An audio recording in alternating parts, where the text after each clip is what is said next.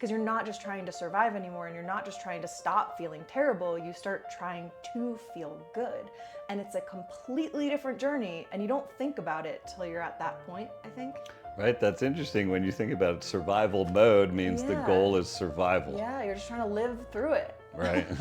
And then suddenly when you realize you're okay, if you're lucky enough to get to that point, you're suddenly like, okay, now what do I want? And that's a powerful shift. Yeah. When you stop trying to not feel terrible and you start trying to feel great, I think you actually make a lot more progress faster when you're trying to feel good as opposed to when you're trying to not feel bad. Right. It's a very different road to walk.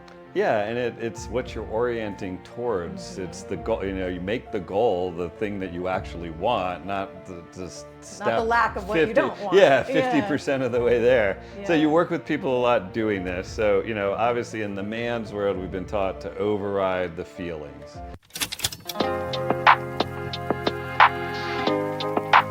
Hi, I'm Steve Saporn, and this is the Neuro's Journey. This episode is for you if you know who you want to be and how you want to show up, but in real life, your nervous system still hijacks you. You've caught glimpses of that dude, steady, present, grounded, but you don't yet trust yourself under stress, whether it's in your relationship, as a father, or at work. You're tired of performing strength, and you're ready for the real thing, grounded power that creates safety for the people around you. But you keep hitting the same walls, your self-sabotaging patterns keep taking over, thinking about it just isn't getting it done. And this conversation is about what happens when you stop trying to think your way through it and start working with the body. Kaira Mayestra is a somatic therapist and embodiment teacher with decades of experience. She's trained with Peter Levine, the godfather of somatic trauma work, and went on to develop her own methodology called Somastery.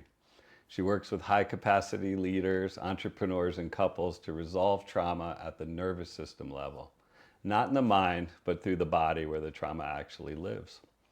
Her work helps people renegotiate the survival agreements their bodies made a long time ago. Her work is practical, actionable, and it works. I know because it's been incredibly helpful for me. So welcome. Thank you. Yeah, I'm so happy to have you here. Yeah. And I just tell a little story about why I really wanted you in here, and we talked about it a little bit before, but Yeah. you've impacted me in at least two of the many ways that you're talented through your music. I didn't mention that you're a recording artist. Yeah. And as my life was starting to change, and really after the first psychedelic experience where I started to say, things are going to change in my life, I heard your song, Joyful Man. And it articulated a vision of a man, at least in partnership, that I never experienced it in my own house, and I certainly wasn't living it for my partners. So few of us have experienced that. Yeah, and Yeah. it was really moving. I sent that song to every woman I dated since. And I was like, at least this is what I'm going for. Yeah. And I also knew that I wasn't living up to it, but I think identity is a big part of this. I started to identify, at least that's what I want to be. Yeah. And it really talks about a kind of manhood that I think the strength is more in service of his partner, and the ability to be grounded and the ability to hear things that might be difficult and certainly would have dysregulated my body before. And it wasn't about me changing for the sake of me. It was really me being of service to somebody that I loved, which made it a lot more resonant to me and wanting to do it. And I didn't know you then. We met like 2 years later, right? And after that, I went to Portugal with my son, and I was having a moment, and we did some sessions on your somatic work. And that was really impactful for me, and I use it all the time. I mean, literally last night I couldn't sleep, and I was doing the titration and doing the things. They just really work. Yeah, and so it's nice. like, I've seen in what you're putting out in the world, it's really impacted me a lot. Well, thank you. And it's really been meaningful for me, and I really appreciate it. So thank you so much for being here. Ooh, I'm like touching my mic. Yeah. There's a part that I never have told you, as we kind of prepared for this interview, which is that my, trauma history in my own personal life and the things that I really had to heal from had a lot to do with understanding what is it to be feminine. And I went on a whole growth journey that was very much centered around me trying to figure out what is it to be feminine and what is it to evolve the feminine inside of myself, and then going on a journey of trying to figure out that masculine archetype, trying to build it in myself, because we all have the feminine and the masculine inside of us.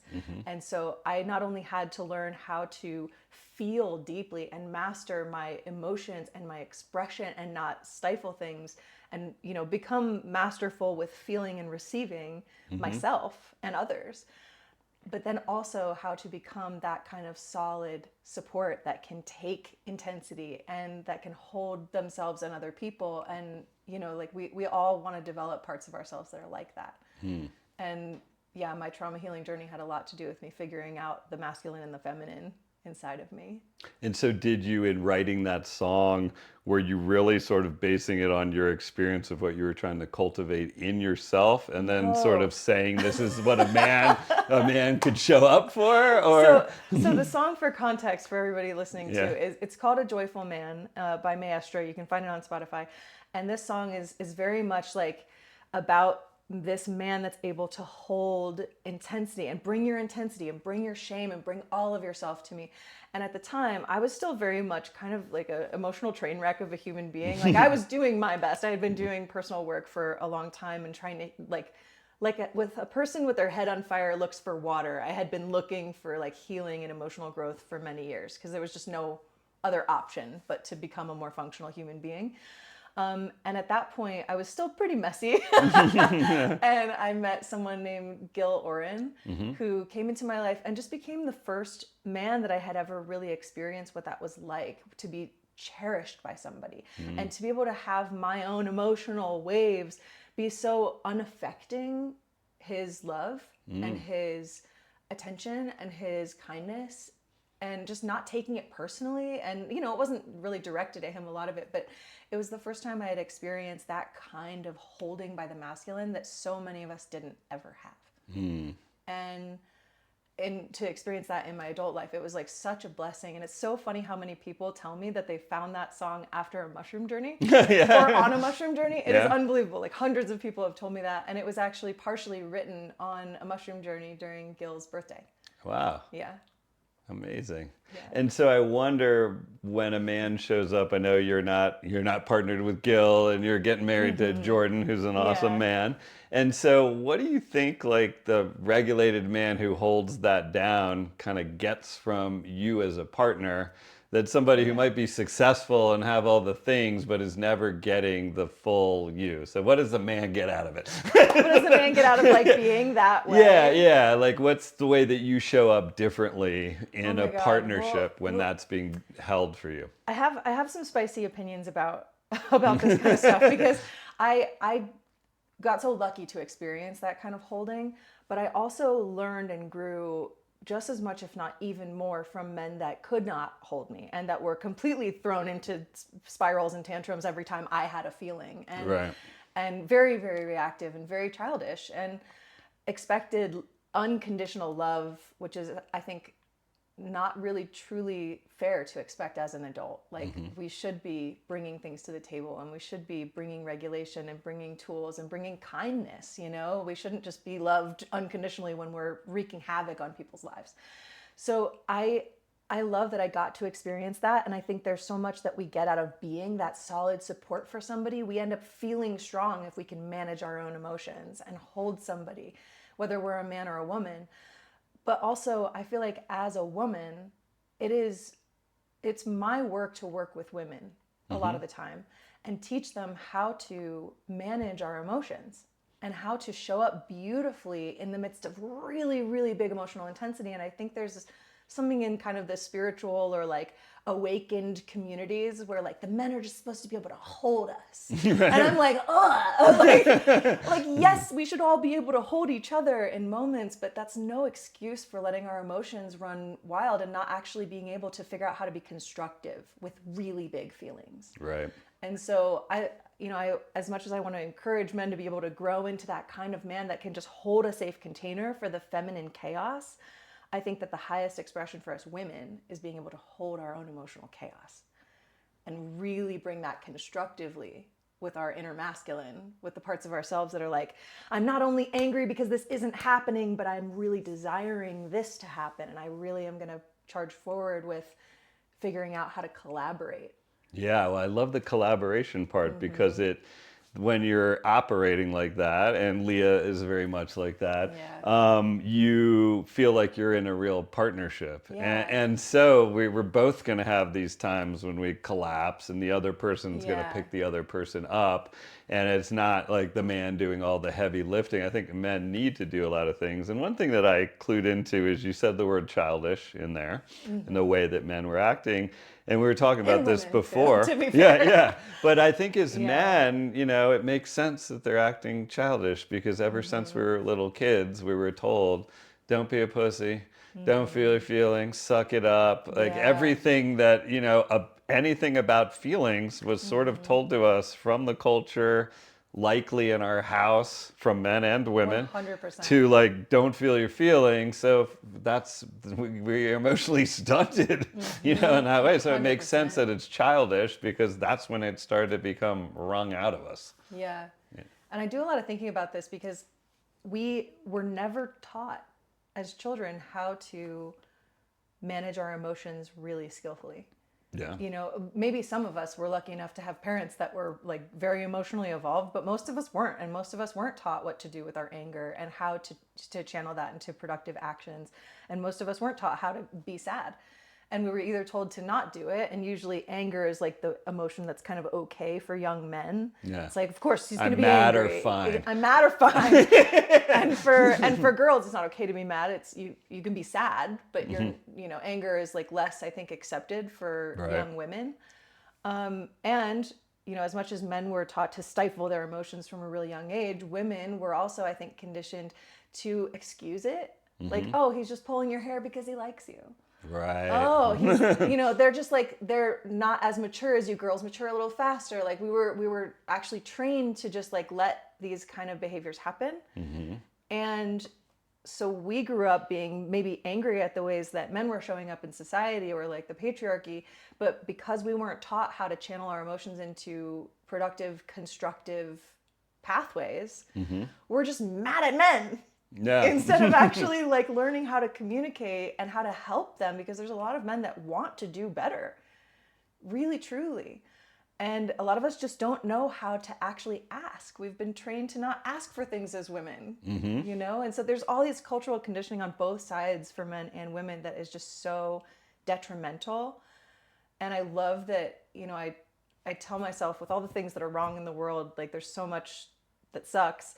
But there's people out there doing what's theirs to do. And if we can all just do what's ours to do, it's going to be okay. Yeah. And so it's just really awesome to see this project. And I was so excited to work with you on this because I know that's part of the journey is like helping people understand emotions and trauma, and also this understanding of like how to evolve ourselves in our own masculine and feminine, I think it's just such an important conversation to have, and I'm so glad you're having it. Thank you. Yeah, and I like that part of that, it feels we're in this together, the way that you say it. Together. And you mentioned the patriarchy, and we were talking about that a little bit. And, as a man, I hear that, at least when I first heard it, I felt attacked.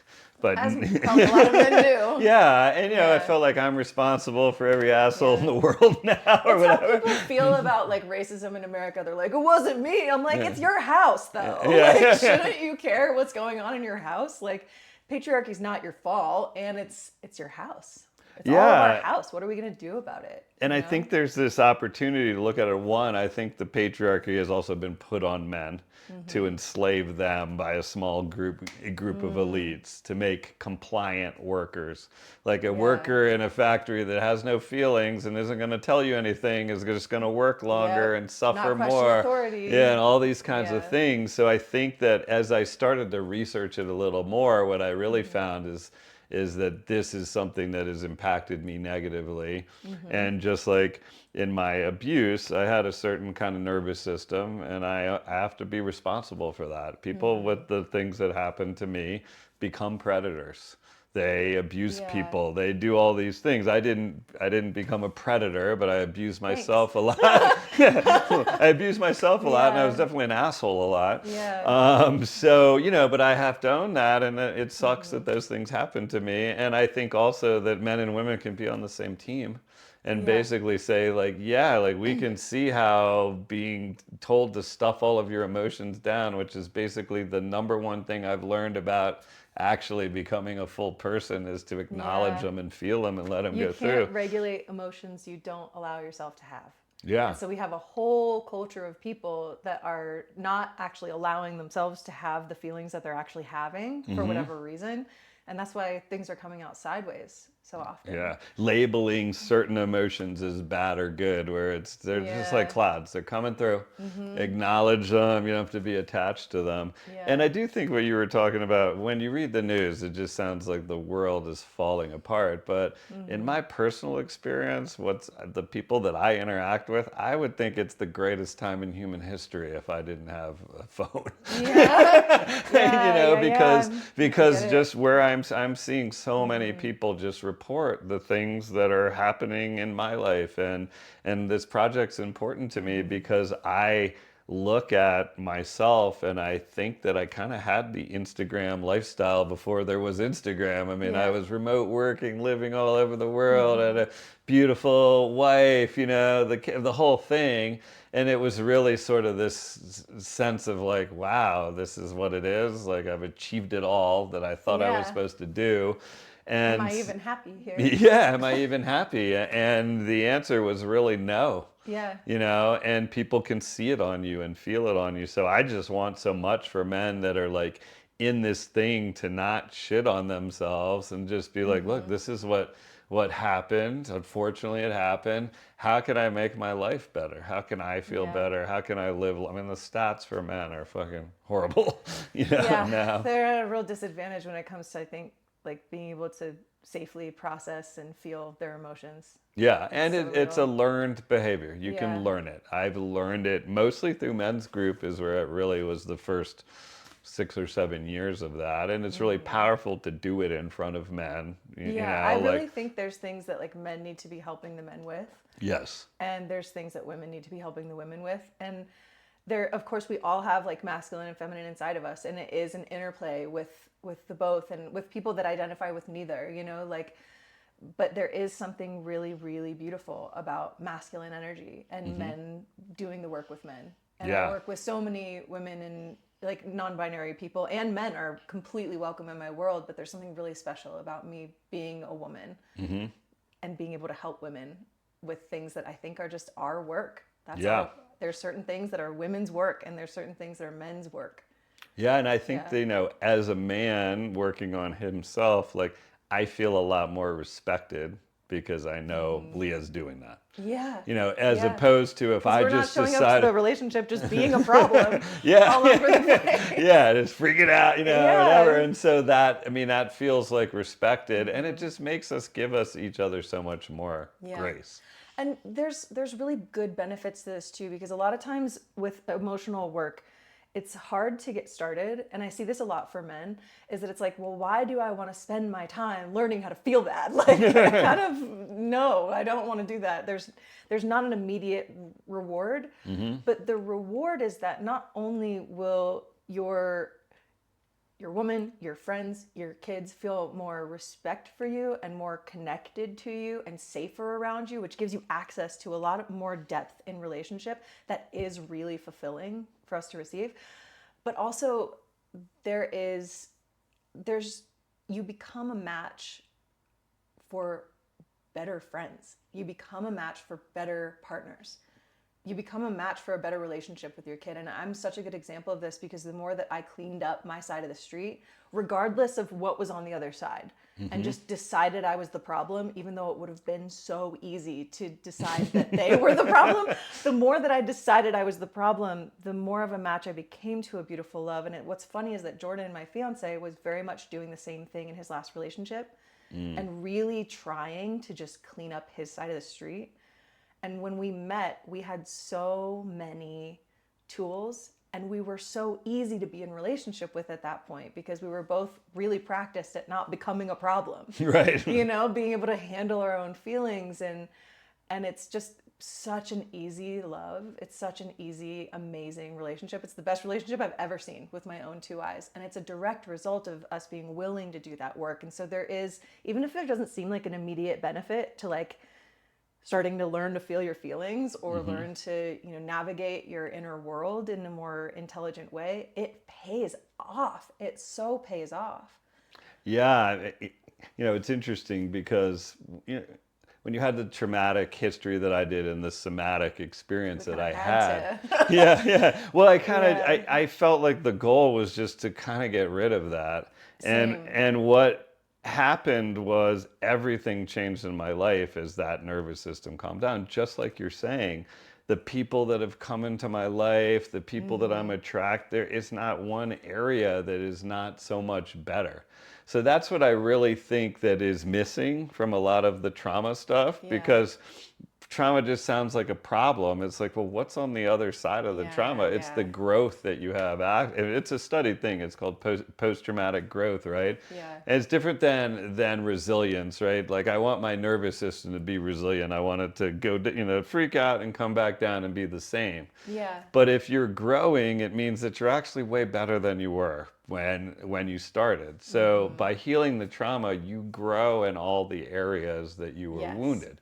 And you become sort of a master of those areas, of the empathy and, you know, things that I was unable to do before. You know, I would see my mom was a very caring and loving person, and she would see things on the news and she would just like, she would cry. I mean, you know, she'd see really something happen, it would really affect. And I was just like, what is wrong with me? I don't even feel it. Yeah. And now, as I've tapped into more of my own sadness and been able to allow myself to feel it, then I can do that more for people. So I look at all the wounds as blessings now, and they're really kind of my superpowers. It's so true. Like, when in the beginning of my trauma healing journey, you know, so many of us that have done a lot of inner work, we didn't do it because it was fun. Like, we did it because there was literally no other option than to really become emotionally masterful, or like to go on that journey. Yeah. So that's how it started for me. When I was 25, I went through what on the surface was a breakup, but it was a psychotically confusing, out of nowhere, from like, you know, planning our engagement ceremony to suddenly it was not there. And I didn't realize at the time I had preverbal abandonment trauma that this was bringing up. So my nervous system was primed for like a catastrophic experience with this kind of abandonment. And I spiraled into PTSD and was having crazy physical symptoms. My body was like breaking out in these horrendous sores, and the doctors were like, we don't know what's wrong with you, like, go away. And my short-term memory was completely gone. I would wake up every day at 3 a.m. just sobbing hysterically for months, and I was completely non-functional. And I thought the goal was healing the trauma. I was like, I have to get back to being a functional human being, you know. And you try to like get rid of the trauma, get away from the trauma, get away from the symptoms. You're trying to move away from a bad experience, which is, you know, I made progress with it. I really, you know, I was able to heal by not avoiding or like dissociating from the process. It sucked for many years, but I eventually like got to the point where I was like, okay, like I feel like I'm good, you know. Like, I was lucky enough to have the resources to figure out ways to heal the trauma that really worked for me. And then the question flips and it becomes, okay, so now how do I thrive? Because you're not just trying to survive anymore, and you're not just trying to stop feeling terrible. You start trying to feel good. And it's a completely different journey, and you don't think about it till you're at that point, I think. Right, that's interesting. When you think about it, survival mode means the goal is survival. Yeah, you're just trying to live through it. Right. And then suddenly when you realize you're okay, if you're lucky enough to get to that point, you're suddenly like, okay, now what do I want? And that's a powerful shift. Yeah. When you stop trying to not feel terrible and you start trying to feel great, I think you actually make a lot more progress faster when you're trying to feel good, as opposed to when you're trying to not feel bad. Right. It's a very different road to walk. Yeah, and it's what you're orienting towards. It's the goal. You make the goal the thing that you actually want, not the step. Not the lack of what you don't want. Yeah, 50% of the way there. So Yeah. you work with people a lot doing this. So obviously in the man's world, we've been taught to override the feelings, and so for somebody who's just trying to figure this out, and they're interacting, and they've not tapped into their body, they've been ignoring it their whole life. As like, what's the first sign that a man can sort of feel like, okay, this is happening in my body? Like, how does he start the process of learning to be tapped into himself and identifying that there are cues? Because now I know when I'm about to get in a conversation or something, like I'm checking in with my body, and I will oftentimes say to my son or Leah that I just would like to do this tomorrow morning. I know if I sleep, my system will be regulated. So that's where I'm going first. But I would have never done that. So how do you train people who have no experience doing this? Like, what's the first step? Yeah. I mean, the first step is wanting to have a different experience. That's the first step. So a lot of us come to that step because we're having health issues or because we're having relationship issues. I think those are the two like main ones. So somebody's like, I'm getting cancer, or they're like, my partner hates me. Right. Like there's clearly something that is the pain point. That's why we recognize, like, if it's not going to change, I have to change. Right. If the world's not going to, if it's going to keep being this way, like I would like it to be different. So I'm ready to create a different experience for myself. And I think the first thing is recognizing that no matter what the circumstance is, that you actually can create a different experience for yourself. And then, there's so many different types of tools along the route of more emotional intelligence. And the skill set that I have is very based in somatics.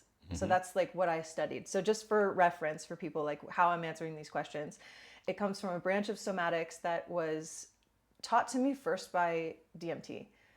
I learned about the fundamental principles of this therapy through DMT, and I was doing a mentorship with a shamanista in Boulder, Colorado, and had learned, over the span of 2 years how to facilitate with this medicine. And I was, working with this medicine a lot. And then I started trying to create my own therapy on it, like off of what the medicine was showing me. And it was showing me that there was a pattern to people having these cathartic releases and feeling better. And so I studied into that and then found somatic experiencing, which is Peter Levine's institute. And to clarify, I never worked with Peter Levine. I learned from his school. Right, yeah. And so I took the whole thing. I never went to get my SEP, but I did 8 out of the 9 different like weekend sessions that they do. And so I just realized before I even finished that I was going to want to create my own thing. And I'm not really one for red tape. I'm one for going rogue. So I was like, I'm just going to go ahead and start developing this new therapy. And so I did. And this therapy really is based off how plant medicine functions, but doing it sober. In my opinion, and that's what I've heard people that worked with Peter Levine directly would say, that he credited ayahuasca with teaching him this therapy. And that's hearsay, so I don't know if that's like written down anywhere, but that's what I was taught. And it makes so much sense, because even when you do this therapy, people are like, I feel like I just did mushrooms. Like that felt like a psychedelic journey, even though it's sober. So we're moving the awareness in the same way that it moves when you're altered on psychedelic medicine. Okay. So these are, my whole skill set is basically using the awareness to tap into different aspects of our inner experience. So the idea here, before I go into really actionable tools, it's good to have a little bit of fundamental understanding. When we interact with the world outside of us, we have 5 senses. And if you really think about it, that's the only way that you intelligently interact with the world. Through sight, through smell, through sound, through taste, through touch. Like if you didn't have those, it's all like Helen Keller in here. Like there wouldn't be there wouldn't be really a lot of ways to understand, how do I make decisions? How do I move through the world in a way that is safe for me and other people? And our inner world is the same way. We have 5 senses that whenever anybody's describing their inner experience, they're describing one of these 5 inner senses. Okay. So it's the mind, which is where we spend a ton of time. It's where we all are right now, everybody listening and us. It's where we make meaning, and we equate things. We're like, oh, this happened, so it must mean that this. It's where we draw conclusions. Then we have our imagination, our inner like our imagined sense of sight, sound, touch. Often when we're trying to remember where our keys are, we're like seeing flashes of like where we could have left them. Right. Or, we're ideating about what might happen tomorrow. A lot of times that's happening in the imagination channel. And then we have the posture channel. So any way that our body is behaving, and you'll know you're in this channel if you know what it's like to be in a really good yoga class, or like dancing, where you're feeling the shape of your body in space. And this is also eye movement, breath. There's any way the body is moving or behaving or holding itself. And then we have inner sensations, anything we're feeling inside the body, like that feeling of having a lump in your throat when you're trying to talk to somebody and you can't, or like when your stomach drops because you get really worried about something. These inner sensations are a channel as well. And then emotions. So what I mean when I say channel is that your awareness can tune into these like TV stations. It doesn't mean that nothing's happening over here. It is, but this is where the spotlight of your focus is. So I teach people how to move the spotlight of their focus to different elements of this inner experience. And you can think about it like a digestive system. Okay. So if you're having a hard time knowing what you're feeling, or you're having a big emotion and you don't know what to do with it, you just run it through the digestive system, and it can help you navigate that feeling and help you alleviate the stress that's happening because of that inner experience. So I teach people how to digest the experience they're having by moving the awareness around. And getting a fuller awareness of it. I know for me, somatically, because it was so difficult in two areas, my stomach and throat, that I just would laser in on those things. And one of the things you taught me was there are other parts of your body that feel fine, and then really I was like, really, it's only maybe about 8% of my body that kind of blows right now. The rest like, of when it I really is, think about it, and so 8%. like, and I would often say to myself, let's just say I got this as like I was told this was a disease and this was going to be the thing. You're going to live with this forever. It's not going to kill you. I'd be like, well, okay, well, that's kind of not that bad, right? Like, I can make this work. But I was so focused. It's terrifying because it's like comes at you as a little kid. And so you're basically like expanding people's awareness of what's happening inside of them, so they're not so focused on, because I would imagine people get hung up on one of those senses typically, right? Is that what you see? They get hung up on one of those senses, or they dissociate and they can't reach these senses. So I know a lot of people, and I'm sure like a lot of men listening, have a hard time feeling what's happening in their body. They're like, it's just a body. It's like, I don't know. I don't know what I feel. I don't know where I feel it. Like, that's a weird question. So what I see is that there's two main archetypes of nervous systems in my work that we talk about. And one of them is more parasympathetic, more dissociated, more depressive. So these people have kind of learned subconsciously or consciously to just the inner experience until it's like you can't even feel it or hear it. Right. And this often happens when we're kids. We're just like, that's way too intense. So I'm just going to think all my problems through instead of feel sad or scared or overwhelmed. And there's a lot of processing that moves to the mind. And that's like trying to digest a whole meal with just your mouth and not your stomach or your liver or like your intestines. And so that's one of the archetypes, is kind of dissociated. Maybe you're in the mind, or maybe you're just like freezy and you just don't have a lot of ability to feel your experience. And then the other archetype is you're feeling too much. It's too intense. It's all the time. You find a lot of people with like trauma have kind of, it's like impossible to avoid how much you're feeling. And so there's often lots of body sensations, and they're typically in, your best played hits kind of spots, whether that's your throat or your chest or your belly. And these nervous systems are just spicy. They're reactive. Everything's just like turned up to 11 all the time. And when we do inner work, it's hard to not focus on what hurts, because what hurts is so loud. And so there's different things that we do for different nervous system types in this like philosophy of healing. And so how is what you developed different than what Peter, like what did you change or add on to? What I learned from the DMT was the channels of awareness, which is called something different in somatic experiencing. And I kind of understood these channels differently before I even went into that school, and understood that kind of the mind and imagination are more conscious. They're more, you can do more with them. You can choose to have a different thought. as opposed to the sensation and emotion where you kind of can't choose. So same concept, but I understand it a little differently and teach it a little differently. And then titration is something that I very much learned from somatic experiencing. So understanding that we can rock the nervous system from places that feel good and safe to places that feel a little edgy and uncomfortable.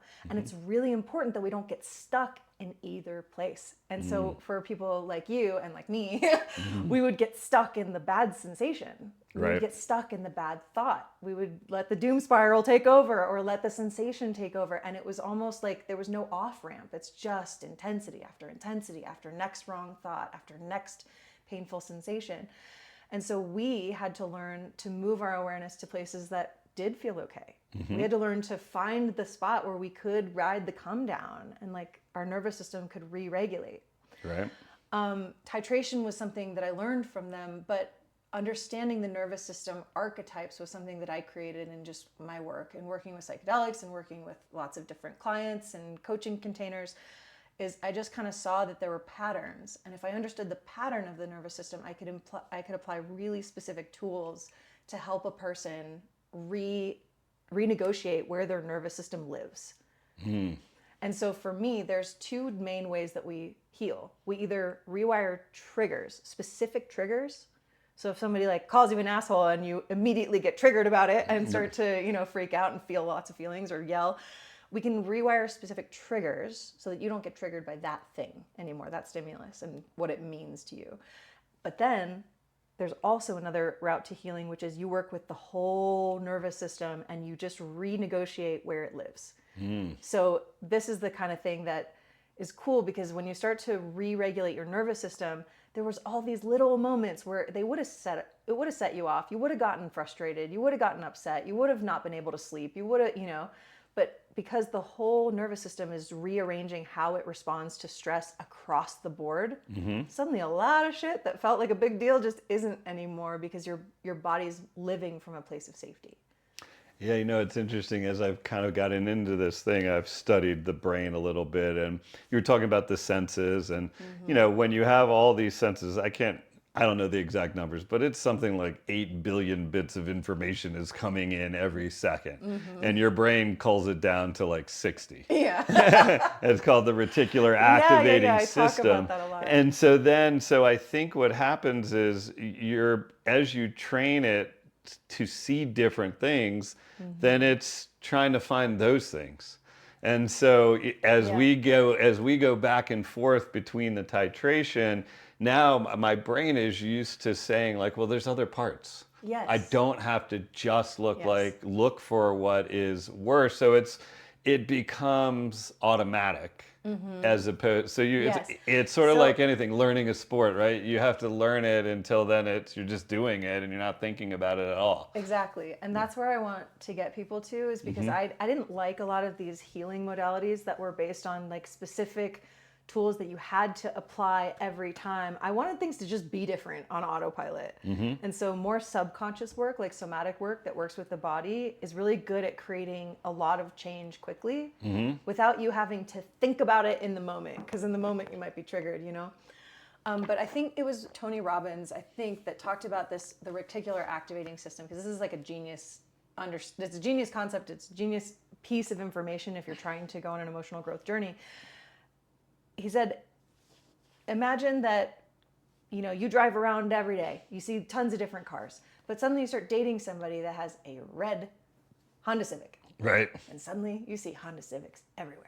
Right. And you see red cars everywhere. And because your brain it made a mental note that that's important. So that's what's getting through your reality filter, your reticular activating system, which is 3 different parts of the brain that work in sync to filter out irrelevant information. When something becomes important to you emotionally, suddenly it gets in.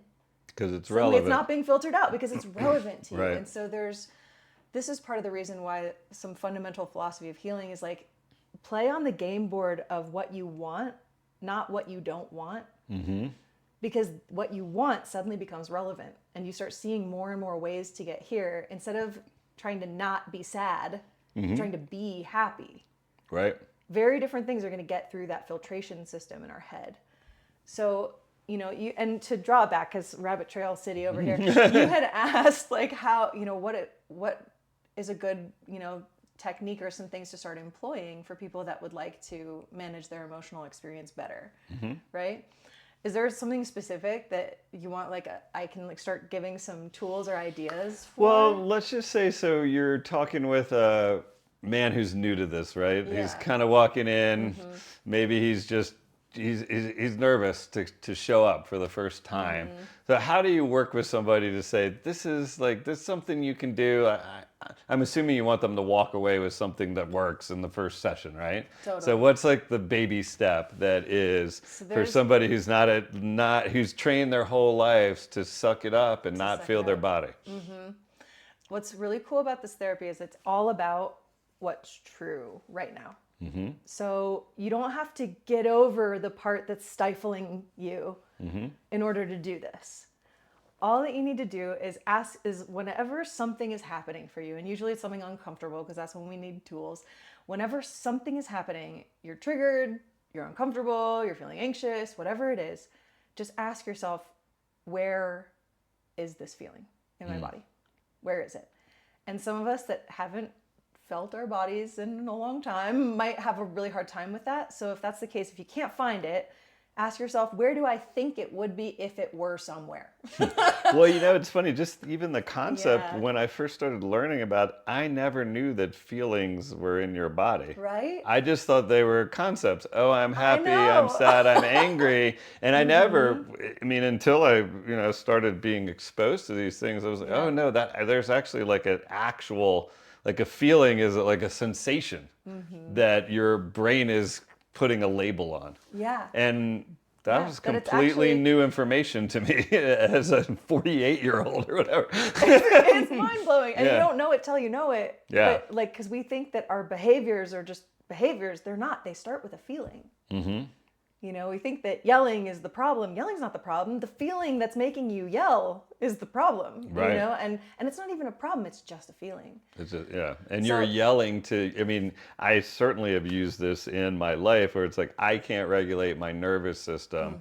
And I know I can yell to stop the stimulus from my partner or whatever that is creating that dysfunction that I can't handle. Yeah. And so, it's all happening instantly. And I never thought I was in control of it. I would often tell partners years ago, it's I'm happy to try to make this agreement with you, but I honestly don't know that I can honor it because it just happens. And I really thought it was me, and there was no way that it could be changed. But I think what you learn is when you're a little kid and evolving, and your 80% of your brain is happening in the first 3 years, and it's before you can create memories and think about it. So you just think that's reality, right? This is me.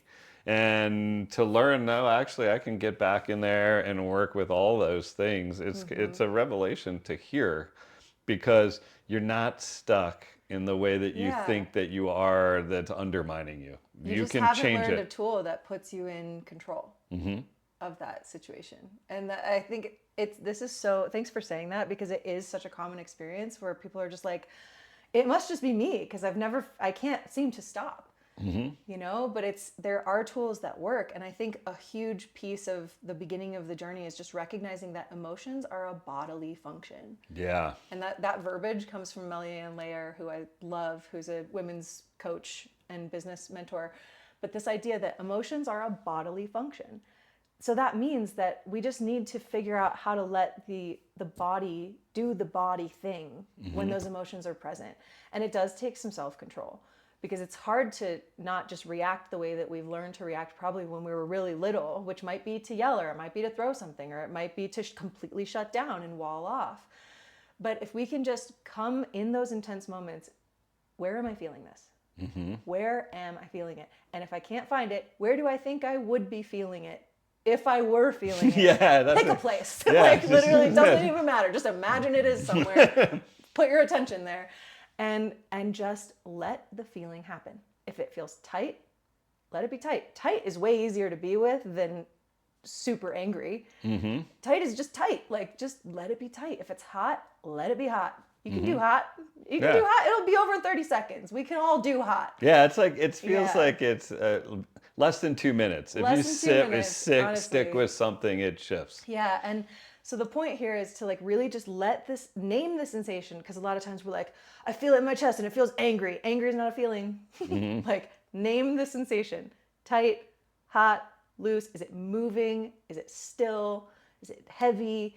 Is it, just actually use a sensational word, name the sensation, and then let the sensation do its thing. Let the body do the body thing. And what you'll find, if your nervous system is like decently healthy, is that it will naturally alleviate. It will naturally dissipate.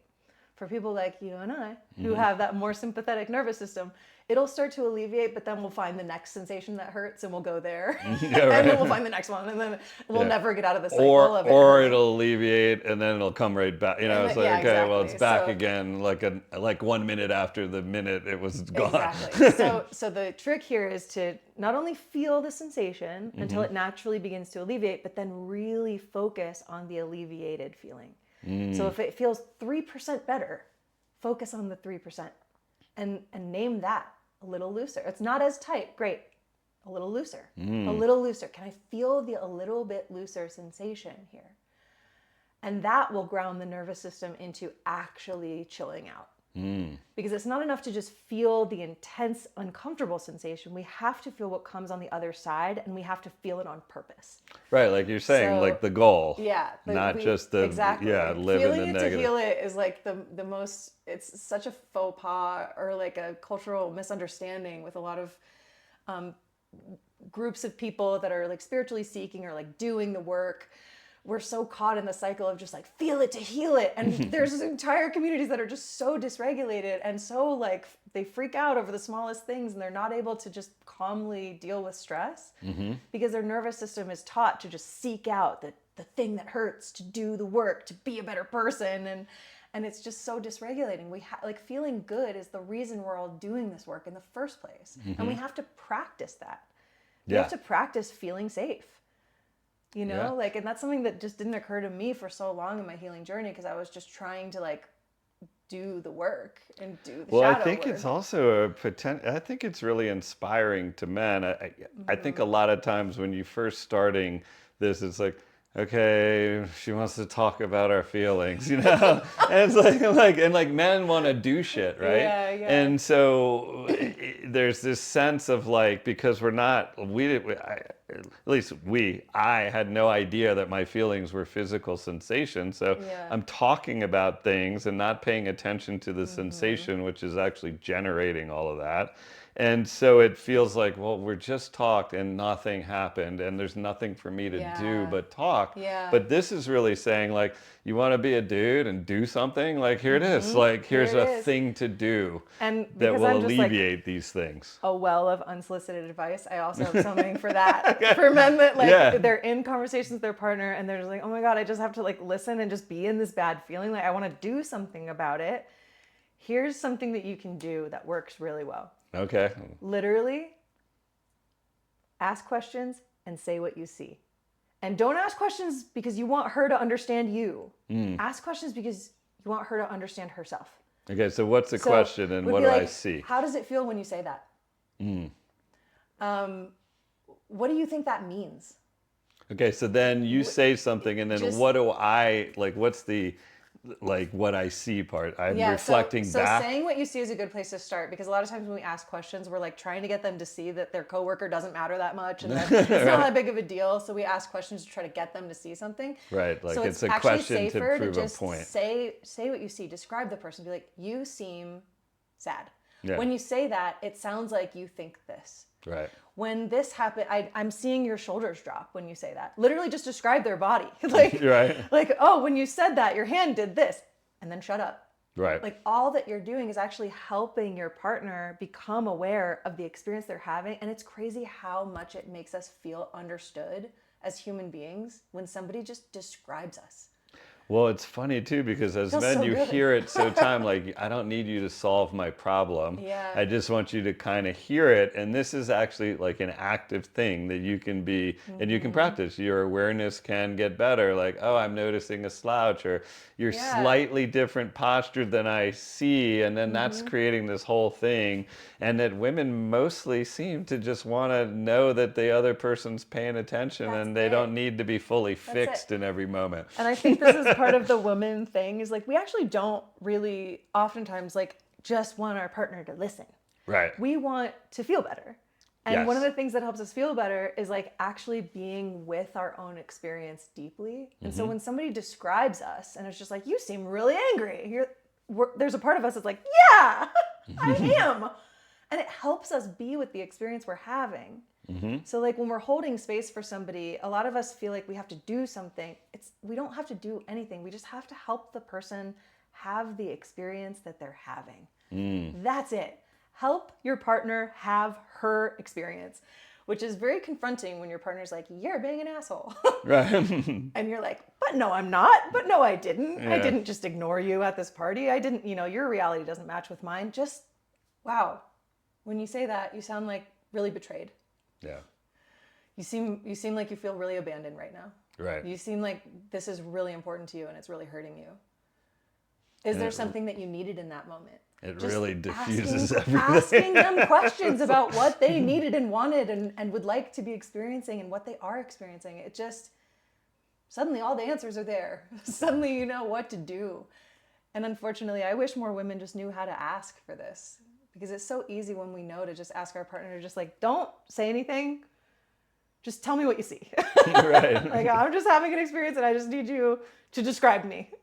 Yeah, and like I think it would Yeah. be inspirational, because do it really well. Like really describe me. Yeah. Like my physical look, Yeah. or that kind of thing. I think it's inspirational. So when I was looking at your background, I mean, I know we're talking a lot about feelings and interpersonal relationships, but you taught a course like on somatic money, right? Oh yeah. And The so- money stuff is really good stuff. And so what I was, at first what I thought is like, okay, this is for people who don't have abundance, and we're going to eliminate some blocks, and I'm interested in hearing that, but I'm also interested in like, for the dude who's like over earning but under living, how does that relationship Yeah. to money, like I have Yeah. a fucking lot of abundance, but like, so how does somatics work with that, which I would think would get them to see, there's these hospice nurse like surveys that happen each year, and I always see them in my feed, and it's always like, what do they see as the number one thing that people wish they didn't do? And it is always, I wish I didn't work so much. Yeah. Every time, for men. Yeah. I wish I did not work so much. So it's like they're over focusing on this abundance thing, or whatever it is that they feel is their value. Is there a way to get at that dynamic somatically? So what I love about this type of somatics is because it helps us change the way that we're feeling. It helps us change the belief that our body is holding. Because we can know money doesn't equal happiness. And we can tell ourselves that, and we can chant it as a mantra, but like, if our body believes that money is going to make me happy, then I'm going to continue behaving a certain way no matter what I consciously try to tell myself. It's like, this is the way that we can have a conversation from our mind to our body. And so a lot of times money issues and rewiring money issues is not only rewiring belief systems that say money is hard to find. Right. Because for a lot of these men, money's not that hard to find. They can find it. But they have belief systems that say money equals I'm valuable. Money equals I will be loved.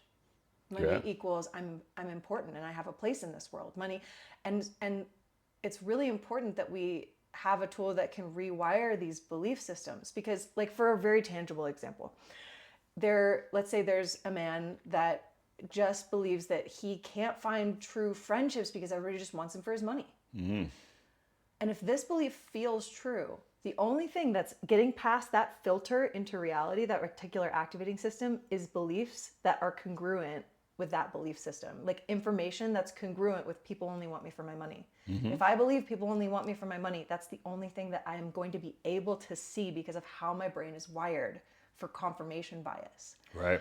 And so there's really fun techniques, and I would encourage you to like get with a really good somatic practitioner that can work with you around this stuff. But what I would do is I would ask you, like, what are you believing about money? What's the belief that you know? Like, oh, people only like me for my money. And I would literally just sit with that and be like, what happens when you say that? Really notice what happens. I mean, honestly, when you say that, I start to feel sad. Yeah. Like that was an old belief pattern, Oh, that, I didn't even know. yeah, well, not that only for my, It's I mean, pretty common. but it was just sort of Yeah. like, this is what I really, I mean, at the base of it all, this is what I bring to the Yep. family.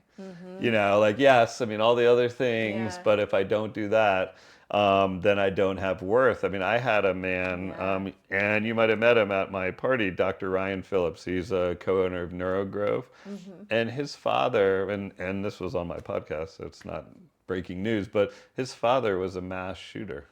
And basically what happened was he was a farmer and he went bankrupt, and he basically felt like the only worth that he had to his family was his money.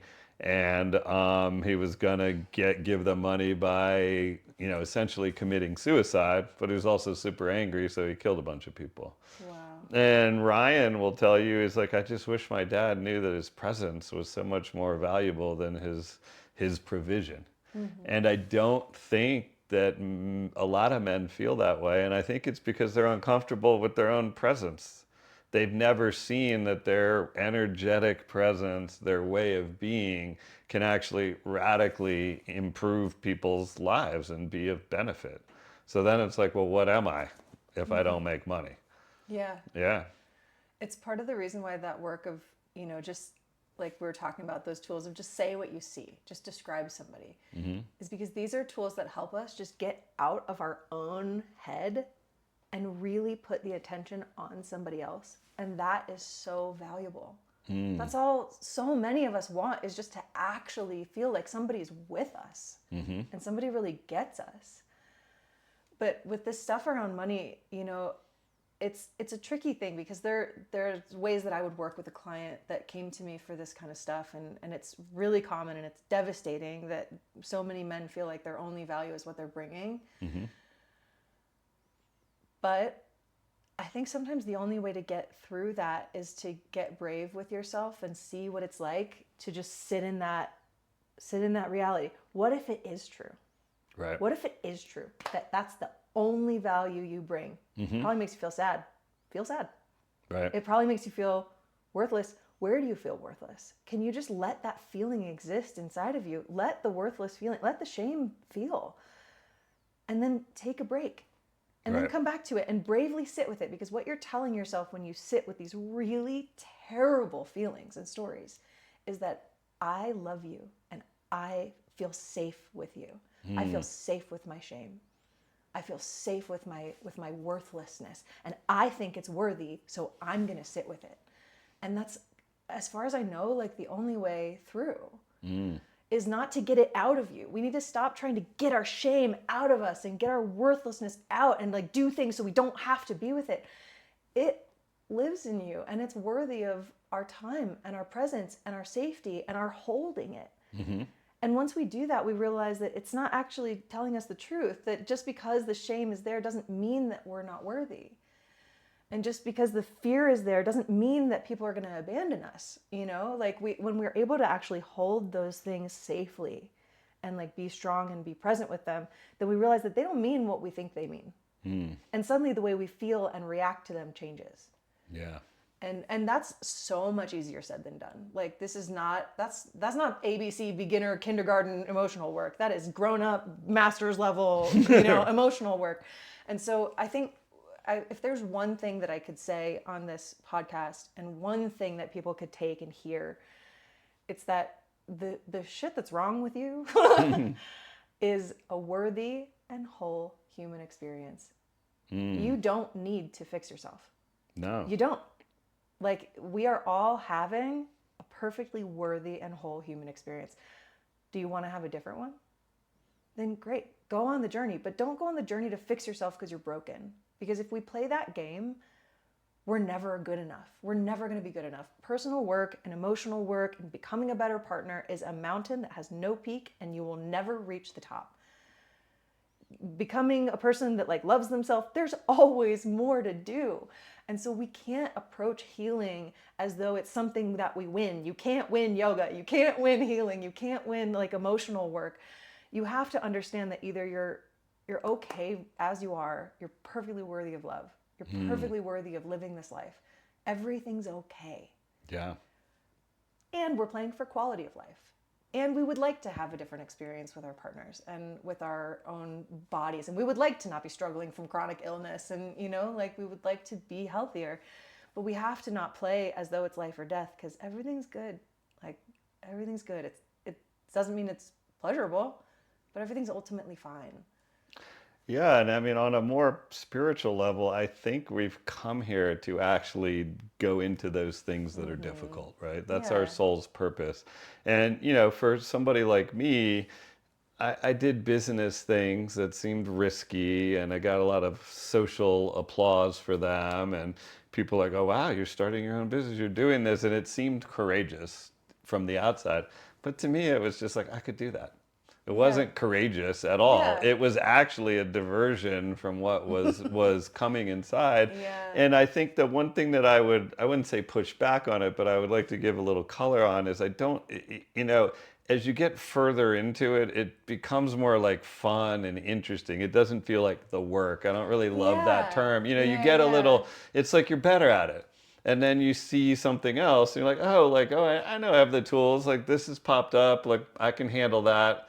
And then you kind of solve that thing and you're like, oh, sweet, I feel really great about myself. And then this other thing pops up. But it's like more of like, it's more like becomes like your reason for being. And, you know, as a man and what do I want to leave my kids? I mean, yeah, I want to leave them some cash. I mean, of course, you know, but I also want to leave them that they saw their dad overcome some hard things, that they saw changes, that they saw emotion, that they have skills to deal with the things. I mean, you know, in my community, it's not being poor that is the big threat. It's anxiety, it's depression. It's quality of life. Yeah, it's like it's things that are that you can, whether you have money or not, that you can be for your family. And especially in a world where, you know, thank God women are going to college at higher rates now than men and almost making as much money. You're not always going to be the breadwinner in your family, you know? And so like, that doesn't mean that you're less of a man. There's all kinds of things that you can hold down. And your woman will thrive more in her work. And I don't think at all she would begrudge. Now, if like you're not doing that and you're just taking the money, then I could see somebody begrudging it, right? You know, so that's where you step up and be, you know, that's to me is what a man is. Is like, I have the courage and the love to go into the things that are specially tuned for me. And it might be hard to uncover them at first, but you know them deep down inside. This is what the setup was. This is what I have to specifically overcome to be the man I want to be. And some of this, you know, the reason for this podcast, one of them was, you know, the dude who abused me told me he was going to kill me if I spoke. And I stuttered for a long time, and I had so much fear of it. And at some point I was like, I'm not letting that asshole determine what is going on in my life. And so then it felt like, oh, I'm closing that circle. I'm actually, not only am I speaking just to order food or whatever, which was difficult for me for a long time, but I'm speaking something that's really important for me. And so it makes me feel a different kind of confidence than having some money at a young age did. That was sort of like, oh, I've created this construct to fool people. Here, oh, look at this magic trick over here, so you don't see what's happening here. And then I don't think it's real confidence, right? You want a fancier watch and you want this and all these things, as opposed to just knowing you can roll into a situation and be yourself And that's the kind of confidence that I think is infectious and draws the people to you. 100%. And it's like, Maybe and you're we all going be to get, so lucky to figure out money so we can figure out what money is not. yeah.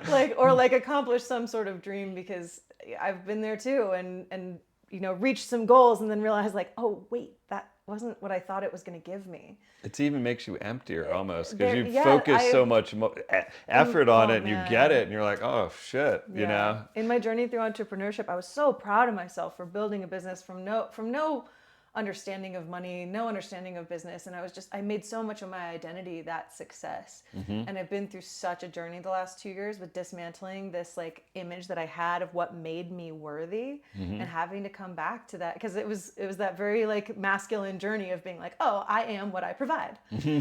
And me realizing that it can't be true, that's actually not what's making me happy to attach my worth and my identity to.